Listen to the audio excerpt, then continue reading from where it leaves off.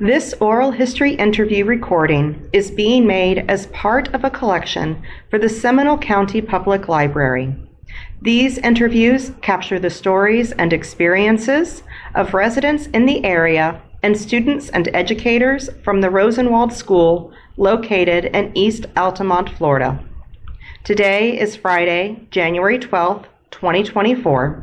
My name is Amy Marie Cantley, and I am interviewing Mrs. Connie McMillon-Thomas at the Central Branch Library in Castleberry, Florida.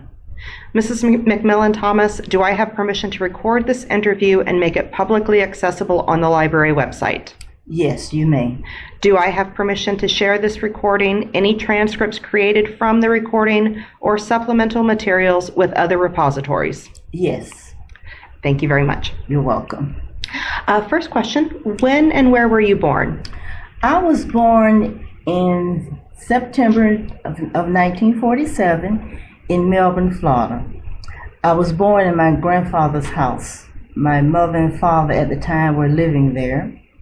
The daddy was finishing school, I believe, and back in the day that's what happened. You married and you took your bride home to your parents' house. So I was born there. And where was your father attending school at the time? Daddy attended school, I don't know the name of the high school at the time, but it ended up being Stone High School in Melbourne. Is where he went to high school, and later on he went to Bethune-Cookman College in Daytona Beach, Florida. What brought your family to Seminole County? In the early 50s, late 40s, Daddy graduated college, and we moved to Seminole County.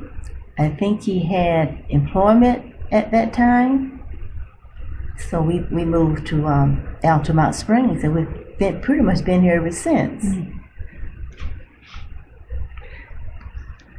So they settled in Altamont and stayed in the area. Do you remember any early community memories from the area? Yes, let's see. There were the Tillmans. When we first moved over, we roomed with them in their rooming house. And I remember Miss Ford. We later rented a house from her.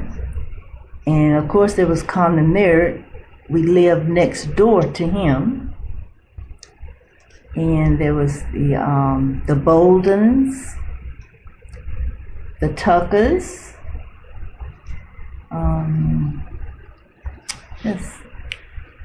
Colstons, quite a few people.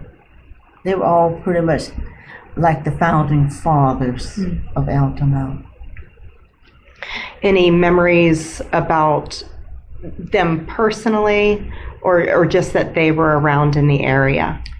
Well, living next door to Connie McMillon, who is well known in the history of Altamont, was quite an adventure. He was a very pleasant man. His wife also. You can imagine living next door to a house full of children, that might create problems for some people, but for him it didn't. I remember Mr. Gatson. He was my father's best friend throughout life. They were large brothers. I remember Mr. Bolden. I believe he was a business owner, and I think his business was in oranges. That was the major business back in the day. Were there lots of groves in the area at the time? There were lots of groves. In fact, the subdivision I live in now, Granada South, was an orange grove. But Altamont was pretty much 50-50 groves. A lot of them, but I think the cold during the 1960s, the hard freeze that came through knocked out a lot of the crops throughout Florida. You mentioned living next door to a bunch of children. How many siblings did you have? At the time when we lived on, it was North Street at the time, but now it's Mary Street. There were 5 of us. We later moved across town onto Dunbar Street, where my mother still resides, and it ended up being a total of 9 children. That's a nice large family there. It was a baseball team. You were growing up and you eventually attended Rosenwald School. What year did you begin your education there? I think the year was around 1953 because I graduated in 1961 and entered Hungerford High School in Eatonville. What were your earliest school memories? Rosenwald was definitely a place of learning. The discipline was strong. The teachers were definitely dedicated to their profession. They wanted to make sure you understood the lesson plan. There was no such thing as a child that couldn't learn. They would devise ways for that child to learn. We had peer-on-peer teaching. The so-called smarter children would help the delayed children to learn, and it was a very effective method of teaching that they employed at the time. It's very good. So in some of the other interviews, I've heard about multiple grades in one classroom. With that type of setup, was that a way that they were able to set up for the more advanced students, helping the more delayed students? I remember the multiple grades when the school burnt down in, I believe, 1960, 59, 60. We had to hold school in the local churches. So I remember multiple grades there. In the actual physical classroom itself, I don't remember that per se, because by then the school had expanded where there were separate classrooms. But in the class itself, the children were separated by rows. You knew who was who by which row you sat in, and it was a incentive for you to move up to another row. We didn't think of the children as dumb, if I may use that term. We just thought of the children as, oh, they're going to try to outdo me. So everybody strived to the best of their ability. And when that one child couldn't move up, then the children that were capable moved over. So that person did not feel that they were different. Special education as we know it today was not special education, because they really treated those students as if they could learn and were able to learn. I'm not going to go into how I feel about education today. We'll be here all day. But yes, that is what I remember about the classroom. Did you have a favorite subject? I like math and science. My father taught math and science to me in 7th and 8th grade. He was my math and science teacher. He was a history major. I hated history. I didn't let him know. But for some reason, math and science was my favorite subjects. So you had your father as a teacher. What was that like to be instructed by your father? In the beginning, it was, as the children would say today, weird. But it ended up being okay, because he treated me as a student in the classroom and as a daughter in the home. Some of the children in the classroom, because I excelled in those subjects, thought I was getting a free ride, but they didn't know when we got home from school every day, there was homework waiting for us from Daddy, not our teachers. We had to read a book every night. He would go over all of our work during the day. His teachings did not stop at 3 o'clock. They continued at home because he believed in education for his children. Sounds like he was one of your first teachers then, period. Right. Yes, he was. How long did he teach at Rosenwald? Or teach, period, for that matter? He taught for about, I believe it was 33 years. He retired because of failing health and eyesight. It was 33 years. Not entirely at Rosenwald. Doing integration, he was transferred to South Seminole Middle School, where he taught the remaining years there. Did you have a favorite teacher? Not really. I had teachers that influenced me. My second grade teacher was Rackert. I'm left-handed, and back in the day, it was a sin to write with your left hand. But she took time, I will never, ever forget. She took time and taught me how to write with my left hand. And she was the type that instilled in the young ladies to look and dress like young ladies. Don't come to school looking any kind of way. She would buy ribbon and have a brush. And if the little girls came in, they were unkept because some of the parents were poverty-stricken. She said, no, it doesn't matter what your financial status is. You need to look your best always. So she would make them brush their hair and put a ribbon in their hair. It's simple things like that boosted their self-esteem. And then there was Daddy, of course, because he would not leave the blackboard until everybody in the class understood the concept.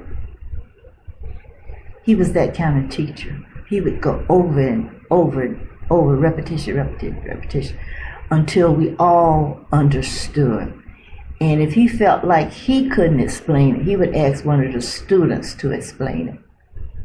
He was determined that every kid in his class would exceed. And who else? There was another female teacher, Miss Williams and Miss McClendon. They were ladies. They taught us how to sit, how to dress, how to eat with a knife and fork, other than teaching us English and history. So Rosenwald was similar to a fine European boarding school. We learned social graces, we learned music, we learned literature, we learned how to behave in public, just a lot of things, how to speak correctly, a lot. Teaching you how to be in the world. In the world. And when I left Rosenwald and went to Hungerford, I encountered some of the same principles. Mr. and Mrs. Otey, as the children say today, did not play the radio. He was the principal and she was the guidance counselor. And when I left Hungerford and started college, I felt like I was very well prepared for the world.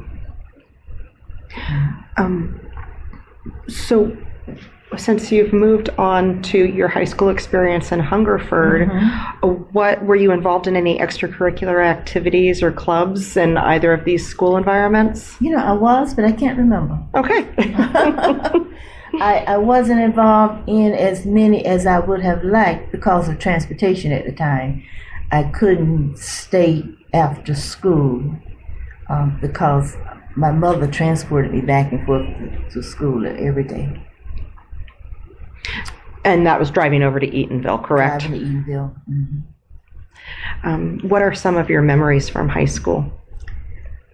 It was a fun time. I'm still in contact with a lot of the classmates.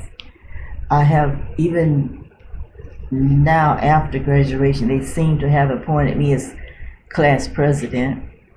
If anything comes up, they call me. Connie says, what are we going to do? I don't know. But it was a very close-knit graduating class that I was in. 65 students graduated in 1965. And a lot of them have passed away, but we still remain close. The instructors were similar to the ones at Rosenwald. You were there to get an education. The discipline school was orderly. The band was excellent. The football team was excellent. A lot of the band members went on to become band professors at their colleges. One particular class member, Robert Williams, I think he was the band leader at Alabama A&M, something like that. Don't remember. And he just recently retired. Yes. But it was a school of excellence. That's what I remember. Just stepping back for a moment to Rosenwald and the East Altamont community, how would you describe the relationship between the school and the community and its place in the community? The relationship between the school and the community was very positive. The people of the community would often seek advice from the school as a whole. Rosenwald was the center of activity for the community. Weddings were held there, no funerals of course, but weddings, receptions. The school had a lot of activities for the students there. The parents were encouraged and they did participate. So Rosenwald was like the catalyst that kept the community going at the time. Wonderful. So after you completed high school, you continued your education. Where did you go to school after high school? I started over in Lake County at Johnson Junior College. Back during the 60s, the community colleges most of them weren't integrated. So we had Johnson's Community in Leesburg, and we had Lake Sumter in Leesburg. And what they would do in order to ease the process of integration, some of the courses were taught at Johnson and some were taught at Lake Sumter. And eventually Johnson was phased out. And I attended Lake Sumter for a while, but then became homesick and transferred back over to Seminole Community College at the time, which is now Seminole State, and got my associate degree there, and went back and got my nursing degree there. And I'm proud to announce that in April I will be getting my bachelor's degree from UCF. That's wonderful. Yes, I'm doing the last class now. That's so wonderful. Yeah. So is it also in nursing, or did you go a different route this time? No, I went into what they call interdisciplinary studies. Okay. With that. So like a liberal arts degree. Right. You can go any place with it. And it was just on my bucket list because my sister has her doctorate. My other sister has her master's. These are my younger siblings that I encouraged to go further. I was too busy nursing to go back to school, and by then raising a family. And I said, I'm gonna get my bachelor's.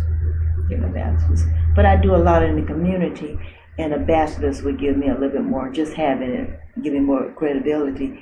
But oddly enough, all of my nursing positions were bachelor's or master's degree level And they knew this, but they said, we're going to grandfather you in because you can do it. Well, okay, give me the money. Yes. What attracted you to nursing as a career? My mother often tells the story that my grandmother told me I should be a nurse. I remember the day she told me that. She said, Connie, I think you should be a nurse because you have such a kind hand. You seem to care for everything. My grandmother's husband, who's my step-grandfather, was a deaf mute, but he had a way with animals. And I would always follow behind him. My siblings were afraid, but he had a way with animals, and she saw that, and she thought I would make a good nurse because I wasn't afraid to be with him and his animals. Most of them were wild, but they didn't bother me. But I have compassion for people. I don't like to see people suffer. If I can ease their suffering, I will. I did not pursue masters in nursing because I didn't want to be taken away from the bedside. I'm a bedside nurse. I like to be there in the middle of the night when my patient is in agony and give them a back rub or change their sheets or get a cool cloth and put across their heads, or if they allow, sit there and read a passage of scripture to them. I just felt compelled to be a nurse. And you've been a nurse for a long time. Once you started your career, did you stay in the area or did you move away? I stayed in the area and moved away briefly to Jacksonville to take a position with Duval County Health Department. The health department was my goal. It was my goal to work at the health department during the latter years of my career. I wanted to end my career in public health because I remember the public health that would come to Rosenwald and give us our shots and talk to us about puberty, so forth and so on. And she was very kind and very compassionate. I said, I want to be like you when I grow up. Yeah, so I want to give back. So what brought you back to the area? A position at Seminole County Health Department. And I retired for the second time this year. I retired for the first time in 2016. And we had a hepatitis A outbreak, so they asked me to come back and work through that. And I didn't retire, I just stayed on payroll. And they called me back during COVID, and I led the outpatient vaccine campaign along with Alan Harris for Seminole County. And so now that things have settled down, I said, okay, it's time for me to officially retire. So, as you know, Seminole County government acquired the Rosenwald property several years ago. They conducted many community meetings about the future of the Rosenwald campus. Do you have thoughts about what you would like to see happen with the Rosenwald campus? Yes, I do, and I believe another person, Ms. Cora, has given you those wishes also. We're on the same page. We helped develop that plan. Basically, a community center, police substation, a place where our seniors can hold their programs. As of now, they're holding it at Bethel in their church annex, and they need a place of their own. Senior housing, health department substation where they can come in once a week or whatever, and people from the community can go and get their blood pressures, cholesterol, hemoglobin A1Cs checked. And True Health is also working with the health department, and so they would have a place also to come in and do their primary care screenings for people that don't have transportation to go to their facility. And I know it would never be a school again. We have requested that it remain named Rosenwald, so it would be the Rosenwald Center. But those are some of the things I would like to see there. Thank you. So what would you like people to remember about Rosenwald and the community that surrounds it? We were once united. Progress is not always progress. We were once united at Rosenwald. It was the glue that held the community together. It produced a lot of great leaders. Elsie Hastings, as you know, was one of them. We have had doctors, lawyers, nurses, dentists, teachers, a lot of professional people started at Rosenwald. They have done well. And believe it or not, many of them are finding their way back to the community to help bring it back together. But the main thing I would like to say about Rosenwald, it was a place of learning. We did not get involved in Republican, Democrat, all of that stuff. You were given a choice. If you had a question about something, you were educated on that something. You were not steered to make a decision one way or the other. That was left up to you. So before we close out, is there anything else that you would like to share about that we haven't covered yet? I think we pretty much covered a lot of information. There was one interesting thing I remember about integration of Rosenwald, and I hate it to this day, but that was the best way it could be done to make the transition as smooth as possible. Our best teachers were taken from Rosenwald and transferred to other schools, and we did not always get the best teachers down at Rosenwald.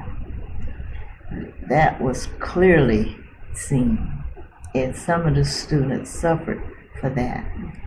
And then when the kids came down, it was as if we had all grew up together in the same community forever. Because to the children, it doesn't matter. It doesn't matter. And when the elementary school was being phased out, and it was being turned into a school for children with disabilities, you could see the quote-unquote normal children being very protective of the children with disabilities. It was a good idea to integrate those children into that setting, because to me they were normal also, and they needed to be treated as if they were normal. But the children just bonded. So the African American community suffered with the closing of Rosenwald, and so did the children who had disabilities suffer with the closing of Rosenwald. It was not a win-win for anybody. Not for anybody. I think that's it. Well, thank you. You're welcome. I appreciate your time and your story. You're welcome. And being so generous with both of them. You're welcome. Thank you. The main stuff might be At our first mass class reunion, we did a poster board. It listed the principals up until 1975 when the school started to go into transition.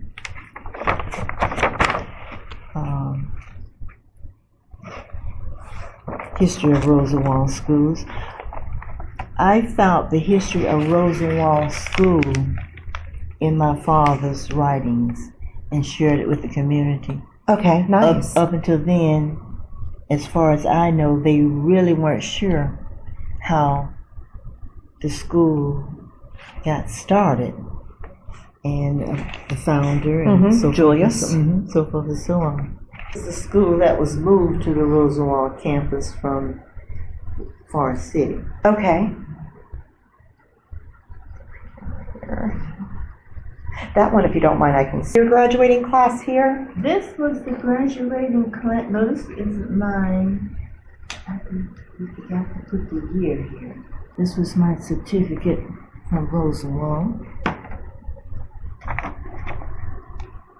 Oh, for 8th grade graduation there. This was a speech written by my brother. I think he was maybe in 4th grade. He used Daddy's typewriter. About why we need an education. His name is barely Anthony McMillan. He is now a computer IT tech for the city of DC. Quite busy. You notice, young ladies, legs crossed at the ankles.